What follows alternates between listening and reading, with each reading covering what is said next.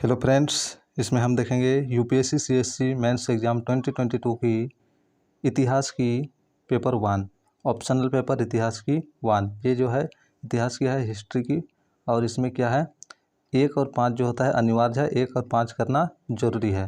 और बाकी क्या है, कोई भी एक प्रश्न क्या है चुनकर 3 करना है। ठीक है, एक चुनकर 3 प्रश्न करना है। चलिए देखते हैं पेपर 1 में किस प्रकार की इस बार आया था क्वेश्चन। तो यहाँ पर देख लीजिए, 1 नंबर क्या है, आपको दिए गए मानचित्र पर अंकित निम्नलिखित स्थानों की पहचान कीजिए एवं अपनी प्रश्न सह उत्तर पुस्तिका में उनमें से प्रत्येक पर लगभग 30 शब्दों की संक्षिप्त टिप्पणी लिखिए। मानचित्र पर अंकित प्रत्येक स्थान के लिए स्थान निर्धारित संकेत क्रमानुसार नीचे दिए गए हैं। तो ये देख लीजिए क्या क्या दिया गया था। तो इसमें क्या है, ये मानचित्र दिया है, यहाँ पे ये करके क्या करना है, उसका संक्षेप में 30 शब्दों में लिखना है। ये क्या है, मानचित्र है। और किसके किसके बारे में लिखना आया था, यहाँ पे देख सकते हैं। फर्स्ट क्या है, पुरापाषाण कालीन, ठीक है, स्थल के बारे में, पुरापाषाण कालीन स्थान के बारे में लिखा था। दूसरा में सावधान युक्त मध्यपाषाण कालीन स्थल, नवपाषाण कालीन गर्तवास।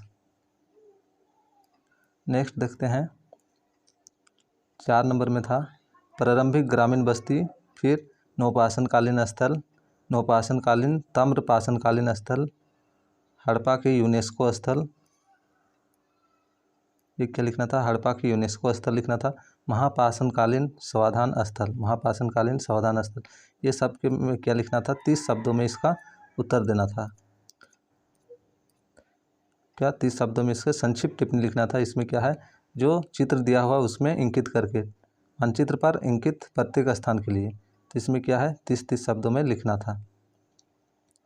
आगे देखेंगे तो ये क्या है, द्वितीय संगम का स्थल, प्रारंभिक सातवाहन राजधानी। नेक्स्ट है अशोक का अभिलेखित प्रतिमा स्थल, प्रथम गुप्तकालीन मुद्रा निधि, धात्विक प्रतिमा निधि,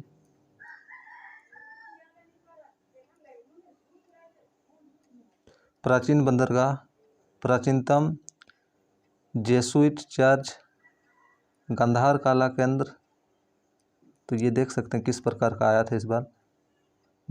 बौद्ध विहार, प्रारंभिक विष्णु मंदिर स्थल,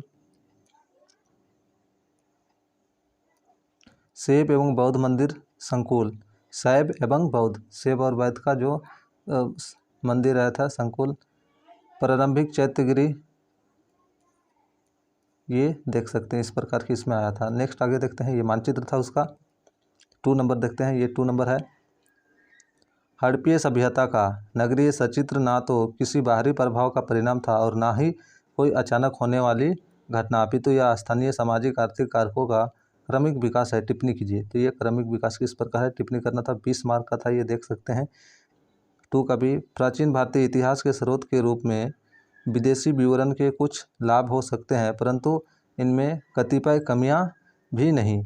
उपयुक्त उदाहरण का हवाला देते हुए इस कथन का परीक्षण कीजिए। तो ये ऑप्शनल था, आपको चूज करना था, लेकिन 1 नंबर करना ही करना था। ये देख लीजिए, इसमें क्या है, ये तो 2 नंबर आप करेंगे या नहीं करेंगे, 2 करेंगे 3 करेंगे, ये आपके पास चॉइस था, लेकिन 1 नंबर चॉइस नहीं था, 1 नंबर करना ही करना था। देख लीजिए 2 का सी क्या था, बौद्ध धर्म के कुछ विचारों की उत्पत्ति भले ही वैदिक उपनिषदीय परंपरा में रही हो, परंतु अपने विशिष्ट सिद्धांत और संस्थाओं के साथ यह पूर्ण रूप से एक नया धर्म था।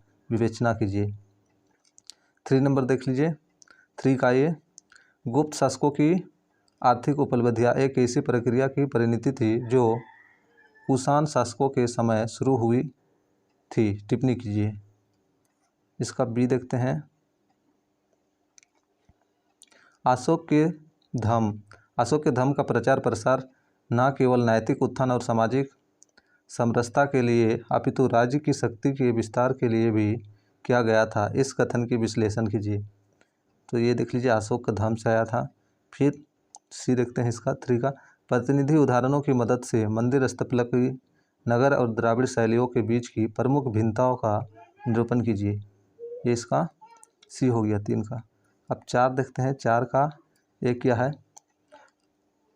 8वीं तथा 9वीं शताब्दी के दौरान उत्तर भारत पर प्रभुत्व हेतु त्रिकोणीय संघर्ष के महत्व का मूल्यांकन कीजिए। तो 8वीं और 9वीं शताब्दी में जो उत्तर भारत में त्रिकोणीय संघर्ष हुआ था उसके बारे में ये करना था। नेक्स्ट देखते हैं इसका बी, पूर्व मध्यकाल में तमिल भक्ति आंदोलन की प्रमुख विशेषताओं पर प्रकाश डालिए।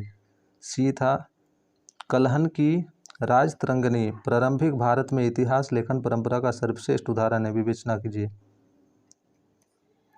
बी, सेक्शन बी देखते हैं बी। तो ये जो है 5 नंबर इस पे कंपलसरी है, 1 नंबर उसमें सेक्शन ए में 1 नंबर करना कंपलसरी था, इसमें बी नंबर करना कंपलसरी है। 150 शब्दों में उत्तर देना है। देख लीजिए, ब्रह्मदेय अनुदान क्या थे? ब्रह्मदेय अनुदान क्या थे? पूर्व मध्यकाल में बड़ी संख्या में दिए गए इस तरह के अनुदानों का विवरण आप कैसे करेंगे? बी नंबर इसका। 13वीं शताब्दी के उत्तर भारत में अधिक संख्या में शहरी बस्तियों की स्थापना मुख्य रूप से तुर्की सैन्य टुकड़ियों की समस्त भूभाग में तैनाती के कारण हुई थी। टिप्पणी कीजिए। सी नंबर था इल्तुतमिश की मृत्यु के उपरांत अधिकांश राजनीतिक अस्थिरता चहलगान की करतूत का परिणाम थी। स्पष्ट कीजिए। डी नंबर इसका देखते हैं, राजपूत चित्रकला शैली में मुगल थी पर विषय वस्तु में राजपूत। टिप्पणी कीजिए। ई नंबर 18वीं शताब्दी में मराठा शक्ति के उत्थान की व्याख्या कीजिए। 18वीं सदी में जो मराठा उसकी उत्थान की व्याख्या करना था। आप ये देख लीजिए, ऑप्शनल है, इसमें से आपको चूज करके, लेकिन 5 करना ही करना था। अब इसमें से किसी भी 1 नंबर का चूज करके कोई 3 देना था उत्तर। 6 का है अलाउद्दीन खिलजी के बाजार नियंत्रण सुल्तान की सैन्य शक्ति के लिए उपयोगी थी, परंतु सल्तन की अर्थव्यवस्था के लिए हानिकारक। टिप्पणी कीजिए। बी नंबर अकबर के राज्यकाल में मनसबदारी व्यवस्था की प्रकृति का परीक्षण कीजिए। चोल शासकों का सामुद्रिक विस्तार प्रमुखतया उनके विदेशी वाणिज्यिक हितों से प्रेरित थी। टिप्पणी कीजिए। ये सी नंबर हो गया। तो ये देख लीजिए, या तो 6 से कर सकते थे या 7 से करना, इस प्रकार होता है। तो आप देख लीजिए 7 में क्या आया था। 12वीं शताब्दी की दक्षिणी दक्कन में वीर शैव आंदोलन वास्तव में एक समाज सुधार का प्रयास था। विवेचना कीजिए। बी नंबर हिंदुस्तानी शास्त्रीय संगीत के विभिन्न घराने केंद्रीय राजशाही के बजाय क्षेत्रीय रियासतों के संरक्षण के परिणाम थे। विवेचना कीजिए। इसका सी नंबर देखते हैं,